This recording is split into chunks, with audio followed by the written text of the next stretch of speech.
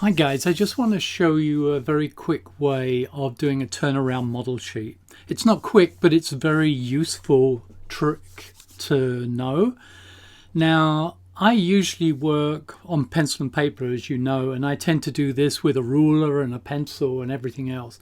But I'm just giving you a demo in Photoshop right now to show you the principle of what I'm talking about. So usually when we start with a character, we usually design it from the front, just like I've done here. I kept it really simple. It's very rough so I can work quickly. But the important thing is that once you've got your character roughed out and worked out from one angle, with a turnaround model sheet, you've got to see it from different angles. And all I'm suggesting with you for your project is think of the angles that you're going to need to work out what your character looks like. Now, if you're working in Moho, then you're going to be stuck with the one-dimensional view of it, and you're going to have to move it that way. But if you're hand drawing or any other way, then you're going to think three-dimensionally, and that's why you need to do a turnaround model sheet. Because trust me, it's much better to work out all the problems of your character, i.e. what it looks like from all angles first before you start animating. Because once you've done that, once you know what it looks like from all angles, then it makes the animation process of creating keys, etc.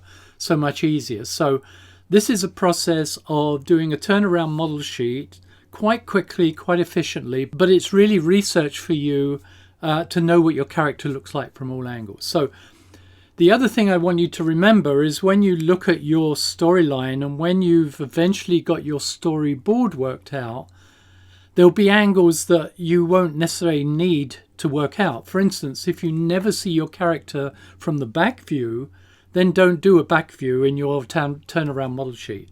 Usually what we need is a front view, as we've got here, a profile view, a side view, and a three-quarter view. Okay, halfway between the two. So that's what I'm going to focus on here, three views, all right?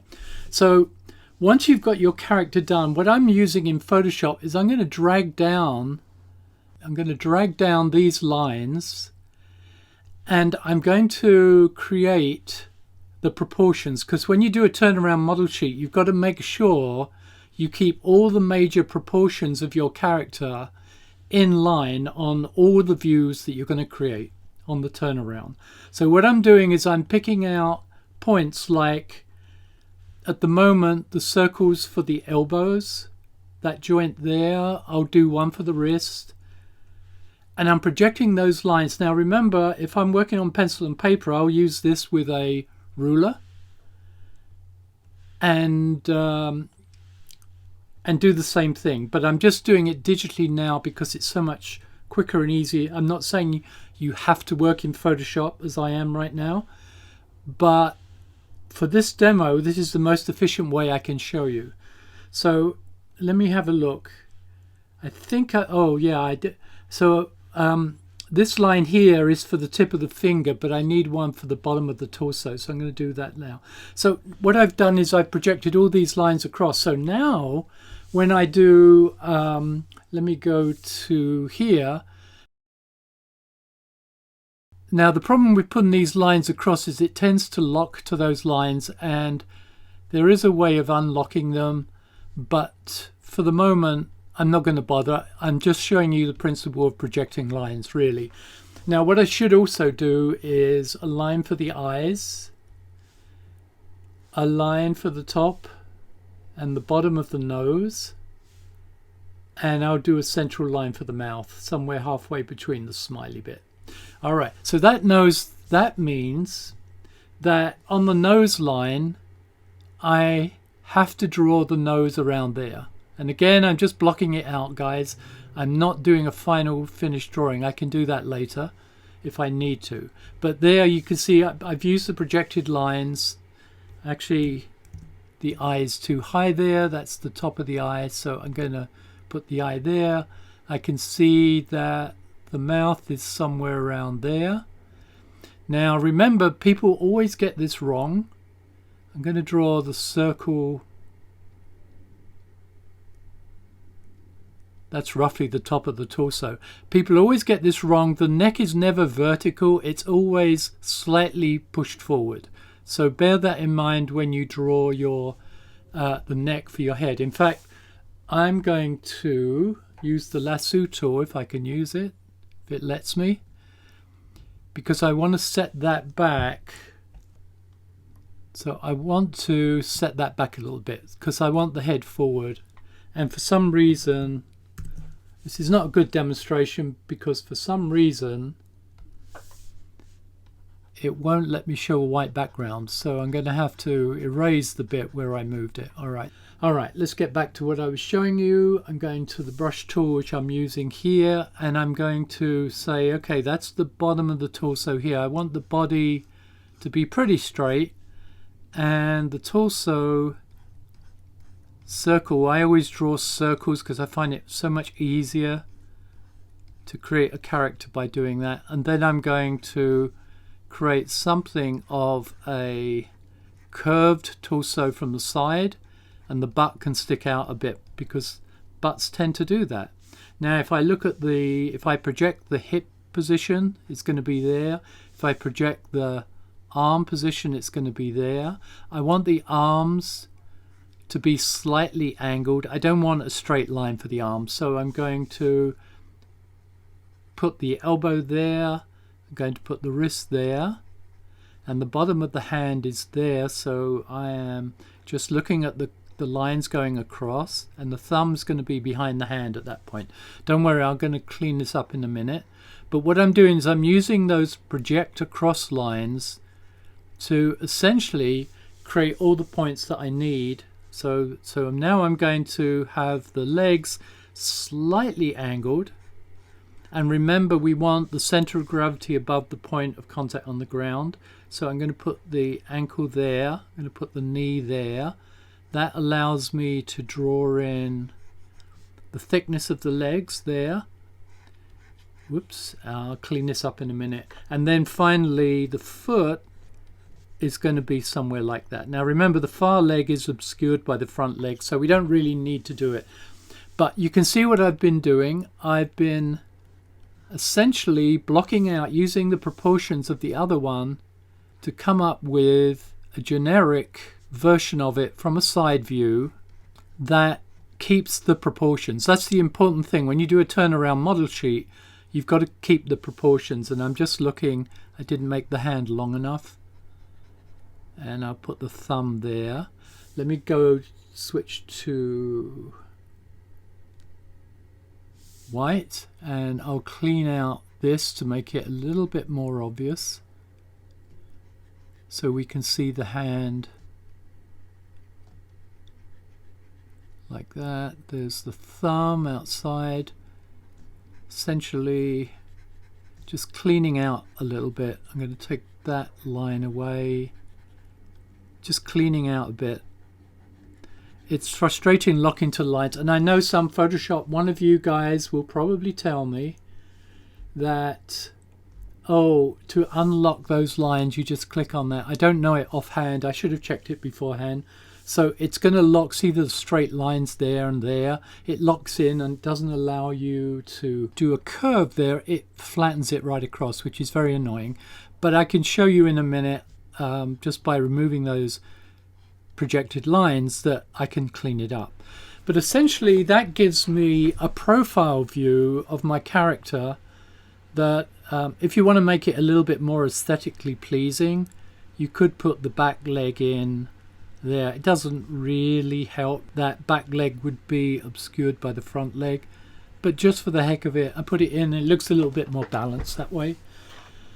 But yeah, but basically what we're doing is a front view, a profile view, using those projected lines. Now I'm going to do very quickly a rotational view, a 3/4 view. So imagine this character turning to there. So now we have to do a similar thing. We take somewhere in the middle, I'm going to draw the circle for the head, just blocking it in quickly like this. And remember, this is just rough working out things. If I was doing this as a presentation, I would do all this as a rough version, then I'd do a layer over the top and do a nice cleaned up version with a nice clean line and everything. But as you know, I don't like working digitally anyway, so I'm not going to do that. So the neck would be roughly halfway. The top circle for the torso would be there. The bottom torso would be somewhere like that. And I would have just a hint of a turn there. The shoulder would be halfway round there and halfway round there. The elbow would be halfway round. Remember, I want a slight bend on the arms, so that's where the wrist is. This arm would probably be something like that. And then the hips are coming about halfway round. This one here would be halfway round to the back of the body, so it would be somewhere like that. The body would be there. And then I would just have a slight bend on the legs like that. Slight bend on that leg like that. Slight bend on the foot, which would be kind of like that. Kind of like that one. Now, strictly speaking, again, anything further away, which would be this leg and this leg here, should be slightly shorter, and therefore you wouldn't work with the same projection lines. But I'm just doing it as an example of how you can use projection lines to get your character blocked in from all the angles. And this is approximately what this would look like, what this would look like. And the arm here, the hands coming down to here. So I would have, let me see, how would I do this? I would do this. The thumb would be behind that hand, but on this hand, the thumb would be in front of the hand, and the hand would be rotating around like that. The lower arm would be like that. The shoulder would be just a hint of it there, but the body would be obscuring most of it. And similarly here, we have the hand, and then working out the nose, for instance, would be 3/4 of the way around. It would be somewhere like that, and the eye going from that side to that side would be somewhere like this, and the other eye would be just on the edge of the head like that. So already we've got here basically our 3/4 view, all right?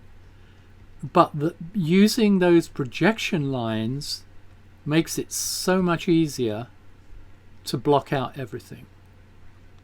Let me just sort this out a little bit more. But you can see, you know, the stomach would start going in front of the arm, so we wouldn't see so much of that arm. Be shaded like that, and that leg, we could start shading it just to indicate that's the far leg. And the mouth would be somewhere like that. It's locking on to that line, so I can't really do it, but you get the point. I'm just change it to white so I can erase just a little bit of this. Keep that eye just a little bit shorter. That one too. The nose would be about there. Mouth. This arm would be in front of the body. Hand would be in front of the body, obscuring it like that. But here the body would be in front of the arm, probably the leg too. So I'm going to do it that way just to emphasize the point. Just a hint of that shoulder showing there. This leg would be cleaned up a little bit, like that.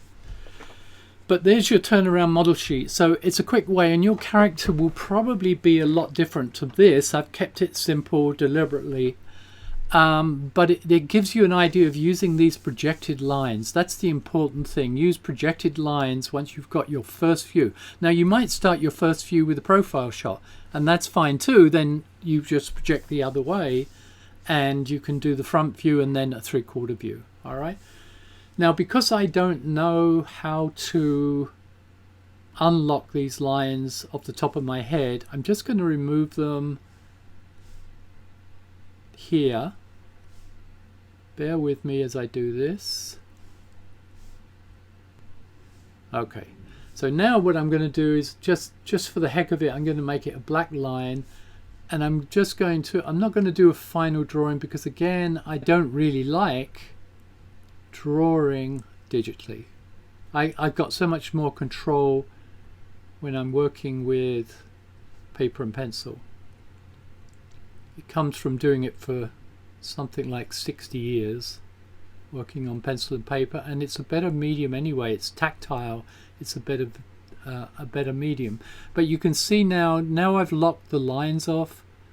I can actually put a bit of taper to things.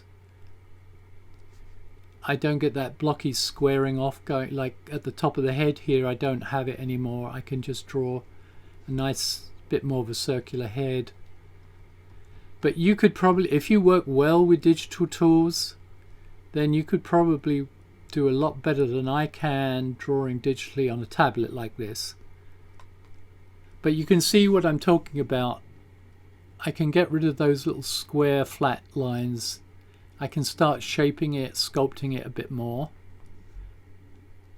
and get a better version of what I'm trying to get. See that? Oh, I've still got the line there. And then, yeah, I want the nose to taper a little bit like that. I want the eye a bit like that, and I can put more of a curve on the mouth like that. So there you go. That's how you can work out your turnaround model sheet using projected lines. And however you do it, it's up to you. But I think just showing you this process, it gives you a better idea of how to work out and keep your proportions. The important thing is to keep those proportions. You can see by projecting those lines across, you don't suddenly get a shorter body here, a longer one here, longer legs here, etc., etc. At least this way allows you to keep consistent with your volumes and your ratios within the body. Then the final finish is up to you. This is very rough, but you know, it could be a lot smoother, especially if I was working on paper. Okay, anyway, hope this helps. It's just another little trick to your toolkit that will hopefully help you do your turnaround model sheet. And don't forget, if you want to attend my online courses, you can go to the 2D Academy website and get all the details there. Or alternatively, read my new book, which contains pretty much everything I've learned over 50 years, published by Routledge, and their website will give you all further information.